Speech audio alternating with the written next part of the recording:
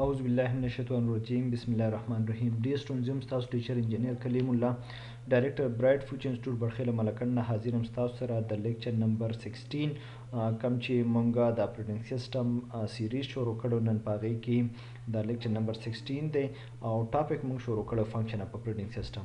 په فنکشن اف اپریټینګ سیستم کې مونږ بیا ادر فنکشن اف اپریټینګ سیستم او رول اف اپریټینګ سیستم ویلو. پاغي کې مونږ یو بوټینګ ویلو او دا غنه بعد کې چې کوم لیکچر نمبر 15 او د دې نه مخکې چې کوم لیکچر پای کې یوزر انټرفیس مونږه په تفصیل سره ویلو.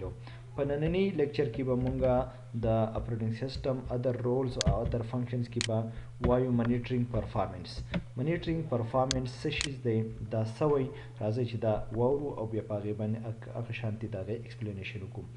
It is a function of operating system that it show performance of the computer system. دا هم د اپریټینګ سیستم یو اهم کمال دی چې د اپریټینګ سیستم په وجه باندې مونږ ته د کمپیوټر د هغې پرفارمنس د هغې کارکردګي شو کیږي. فار ایگزامپل پروسیسر سپیډ مونږ ته پروسیسر سپیډ شو کیږي، د ریم میموري راته شو کیږي، د روم میموري راته شو کیږي.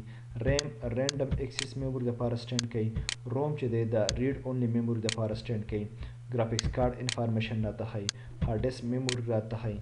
دا ټول ډیټا چې دا د هغې مونږ ته د هغې شو کوي چې د دې ریم څونه دی، د دې هارډ ډیسک څونه دی، د ګرافیکس کارت څونه لګېدلی، پروسیسر سپیډ څونه دی. نو دا هم د دغه کار دی د اپریټینګ سیستم کمال دی چې د هغې په وجه باندې دا مونږ ته شو کوي. دا به تاسو ته پریکټیکلي هم ښیم چې تاسو د خپل کمپیوټر کم پرفارمنس چې دی د هغې فنکشن د هغې تاسو معلومول غواړئ دا به څنګه کوئ. او دا کار تاسو ته په دې لپاره مسانېږي چې تاسو که څوک سبا چېرته بازار ته بوځي او درته وایي چې یار ماله کمپیوټر واخله، نو د هغې چې کم سپیسیفیکیشن تاسو ګورئ نو هغه به تاسو د دې کمانډ په تر باندې په اسانه باندې کتی شئ. راځئ چې وګورو د دې پریکټیکل. دې دپاره به زه راشم دلته زما چې کوم د وینډو بټن ده دا به کلیک کړم. دلته به یو کمانډ ولیکم DXDIAG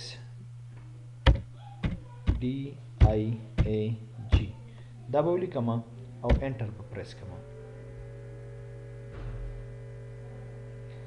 کله چې انټر کی مونږه پریس کو نو تاسو ګورئ دلته زمونږه د دې سیستم پوره انفارمیشن مخته راغله.